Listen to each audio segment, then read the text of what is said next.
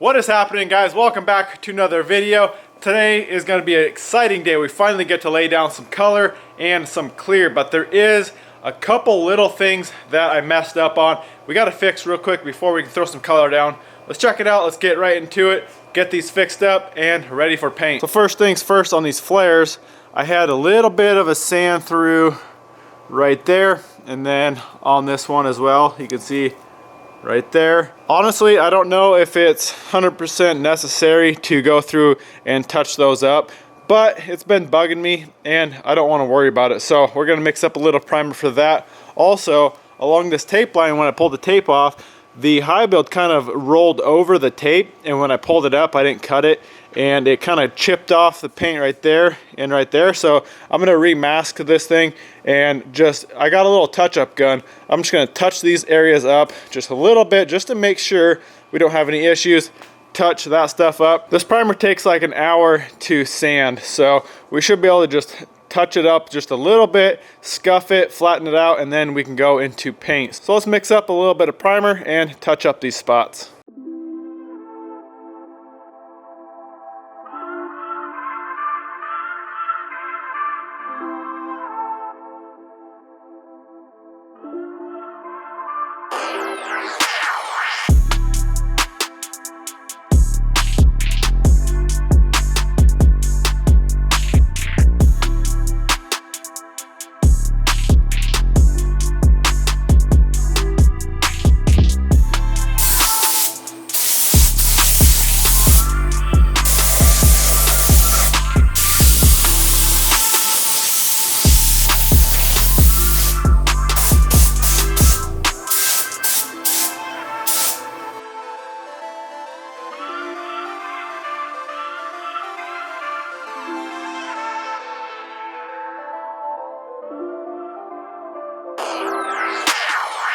Alright guys, last thing we got to do is wait for this primer to dry up enough to just scuff it, flatten it, and get this ready to go. One thing I want to do real quick is just mix up a little base coat and do a little spray out. I got those little spray out cards just to make sure the color is somewhat close and make sure everything with that is good to go. So let's mix up a little bit.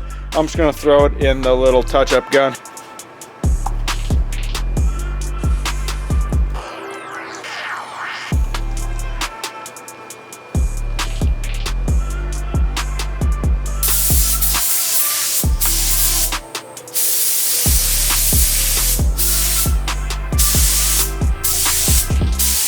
Alright, a good way to check the coverage is take some wax and grease remover and hose it down. It'll kind of act as a clear coat. Kind of gives the same effect as a clear coat anyway. And then get a light and come up here.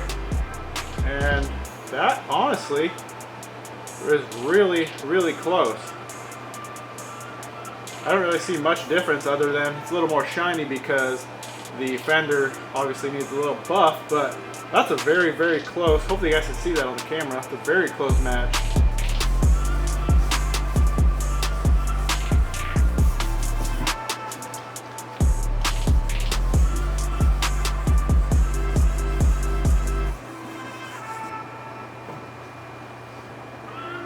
Alright, we got all this stuff ready to go. One thing I'm going to do before I pull all that other stuff in is I'm going to do a seal coat on the bottom of this hood just to be safe and just to make sure I get proper adhesion with the base coat. The sealers always have better adhesion to like unsanded surfaces, so like in all these little cracks where I wasn't able to get a really good scuff, it's gonna really help out for that. Plus there's a little bit of bare metal here and there, so we're going to do one coat of sealer on that. We'll let that flash for probably 30 minutes just to make sure it's all dried up, and then we'll bring all the other stuff in here. We already got this stuff set up and cleaned. This is cleaned. I'm just going to go one more time, wipe it down with, actually I kind of switched up my game plan for cleaners. A lot of people use this spray away, so instead of hosing it down, I'm just going to spray it on a rag and just get a damp rag, go over it once real quick. And also, I got this little propane heater. This thing actually works really good. I'm gonna crank it up. It's like 68 in here right now. I'm gonna crank it up and we'll spray out about 70. And this actually keeps the shop nice and toasty warm, so we shouldn't have any heat issues. So either way, let's get this hood ready, get it sealed, and then we can throw this stuff in and start our base and clear. One other thing I'm also going to do is wet down the floor in the booth. So I just got this little handheld sprayer. I'm just going to go around before I spray, and every once in a while just keep it damp. You don't want it sopping wet, but it really helps with dust, and it helps with the paint not sticking to the floor.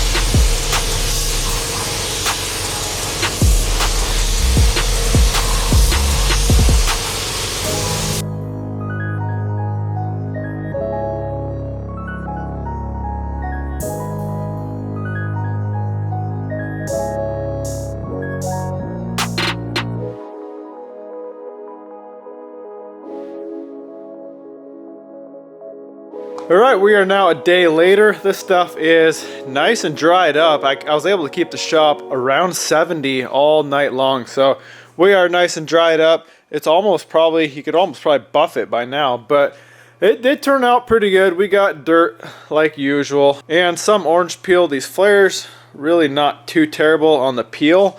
It was mostly on the bottom side of this hood where I got the orange peel, and I know why. I just wasn't moving fast enough and I wasn't giving it enough overlap. So I got some tweaks to do on the gun. I'm going to actually, I'll run out here and show you guys. With this gun, I got 3 different tip sizes and 2 different air caps. So I was running the TE20 with a 1.3. I have a TE10 air cap there, and then a 1.2 and a 1.4. So I'm going to mess around a little bit. I'm going to try this other air cap and see how that does. And also, you can see the difference in fittings. I've been looking into high flow fittings, and I think I'm going to switch all my fittings to this style just because you can see it's quite a bit bigger of a hole, and I guess it helps out quite a bit with painting. So I'm going to go run to the store, grab a bunch of fittings, swap out all my fittings in the whole shop for those, and obviously all the air hose, everything. We're probably going to spend a lot on this stuff, but I might actually run online too and price it out that way. So I think what I'm going to do is empty out these parts. I'm going to set up the hood. I have some extra base left over from yesterday. I'm going to shoot that all in the hood, and I'm just going to grab the gun, grab some different tips, grab some different air caps, and see what we can do to dial this in. Like I said, this is kind of a test spray here, which honestly turned out, like I said, pretty good. One thing that I messed up on is in between coats, I'd open the big door here, the garage door, I'd crack the bottom just to kind of air out because I was still getting some fog in the actual shop. And I think when I did that, it kind of pushed a bunch of dust back, because when I came back in, there was little dust specks all over the flare right there. It must have been coming in through that filter. So I'm actually going to swap out filters. Another thing, this clear was flashing off in like 10 minutes. It should take like 25. I think we just have too much airflow, and that is not letting this clear kind of lay out and do its thing. It needs like 20-25 minutes to actually flow out and do its thing to make it look nice and flat. So I'm actually going to buy another one of those smaller fans, swap that big bad boy fan out, because that thing moves, I think, just too much air. And then I'm going to get some different filters that filter a little better.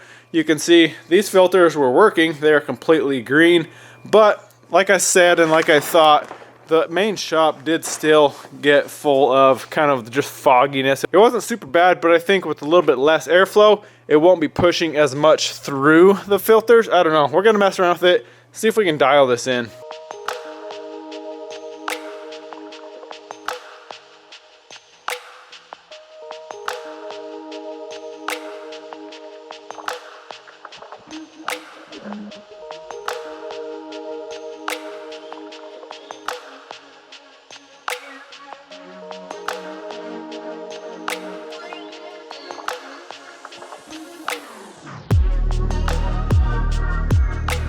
Alright, we got a new fan and a new filter there. I added a couple more filters just because I want to filter as much crap out of here that I can, so it's not going into the main shop area. So let's get some base coat. Like I said, I have some extra left over still. I'm just gonna hose it on the hood, cover up that primer, and then I wanna grab some clear coat and try out the different tip sizes and the different air caps, different pressures, and try out those high flow fittings and see if those made a difference as well.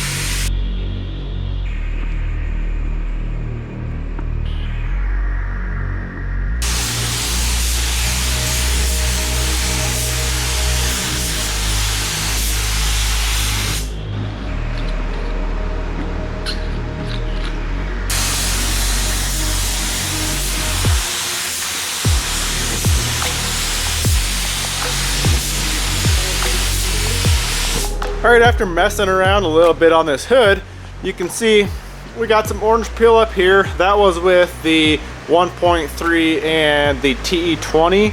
And then down here is the smoothest finish I got. That was with the TE10, cranked up the pressure at like 34, 35 PSI. Up here, I actually laid it on really heavy just along this top with the TE10 as well. And I didn't get any runs, and it honestly looks pretty flat.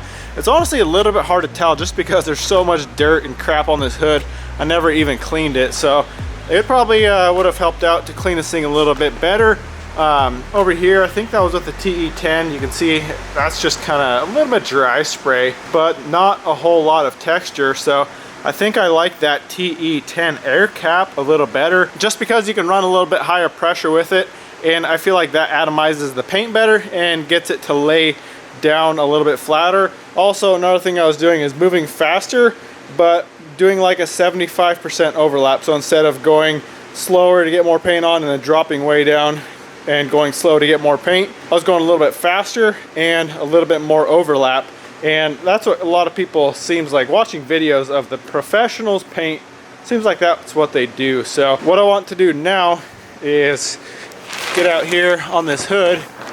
Now that I kind of got that thing dialed in, I'm gonna wet sand this hood, get this all flattened out. I was originally going to paint this off of the truck anyway, just because when I have the whole truck in front of me and ready for paint, it's a little bit stressful just because I'm not that great of a painter. I'd rather do it in pieces. I know this is kind of oddball just doing the hood itself, but I also am going to pull the bed off and paint that separate so that when I go to do the cab, all I have to do is the roof and then the cab itself and fenders. And I feel like I could probably get a lot better job that way rather than having the complete truck in front of me and ending up with, you know, dry spray on an edge or whatever. It just creates problems for me just because I'm not that fast. So that's kind of the game plan, is pull the bed off, get the bed done and painted and hood done and painted, and then we'll tackle the truck itself. So let's get wet sanding, 600 grit wet, flatten this thing out, scuff it all up, get it ready to go into the booth for some paint.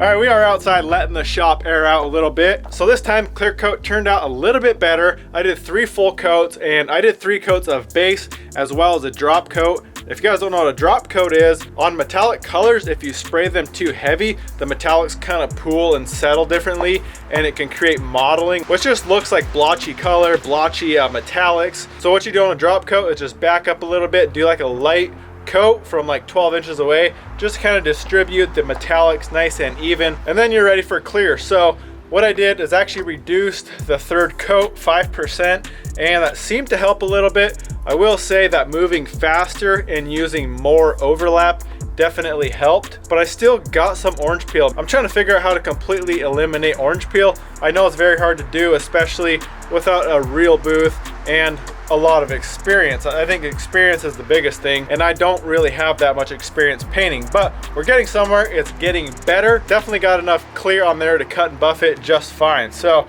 one thing we're gonna do while the shop airs out is kind of a funny story actually. On the Jetta, when I put the new turbo on, I put on a 1756 from X-Man. After I did that, had the car retuned, it did run okay, but I've been fighting some issues with it ever since I had it tuned and put the new turbo on. It just hasn't had the power I think it should, and I've had Malone throw me a couple new maps adjusting things. Nothing has really fixed it.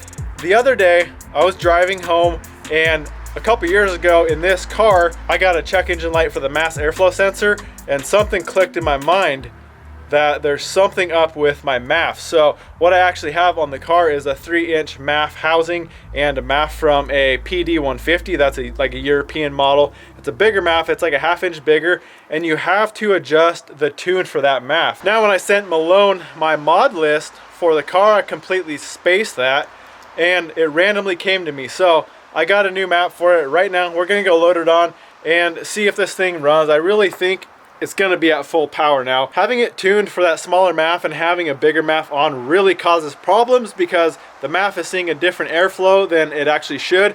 Therefore, it adjusts the fuel and timing and everything through the ECU and messes everything up. So let's go load this map on, and hopefully we got some power now.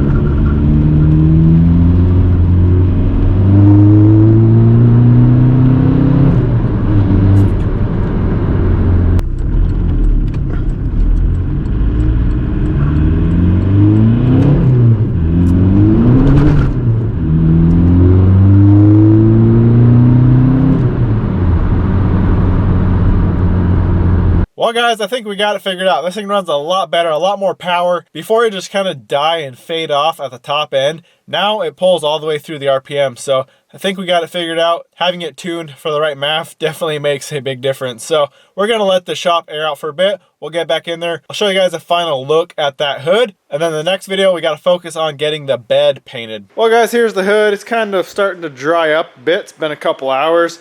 I definitely missed a couple little rock chips here and there. There's a couple in the center, right? You can probably see them right there. And there was a couple along the front. I guess I just missed them. Also, a little bit of dirt here and there, but not too bad. Orange peel, like I said, wish I could get it a little bit better, but a quick cut and buff, I think on that, it'll look just fine. So all in all, not too bad. I think with a little more practice, I could probably get the clear to lay out a little flatter. So I'm gonna keep practicing, and we'll see what we can do when we jump on that bed. If any of you guys are really good at painting and laying down clear coat like glass, let me know if you have any ideas. You guys saw how I was spraying I was shooting at 35 psi. On the bottom side of the hood, I shot at about 28, 29 psi. And the orange peel is a lot worse. I might mess around with a little bit lower pressures as well again, but I really think that higher pressure did help it lay out a little bit flatter. But either way, like I said, I'm gonna keep practicing. But if you have any ideas, any tips, drop a comment down below and let me know. Well, I'm gonna wrap this video up right here, guys. Next video, like I said, we're gonna jump on the bed. We just gotta finish sanding that one little spot in the back of the bed, go through and flatten the rest of the bed out, get it scuffed up, and then we can bring it in here and throw down some paint. Well, hope you guys enjoyed the video. Go smash that thumbs up button. We'll see you in the next one.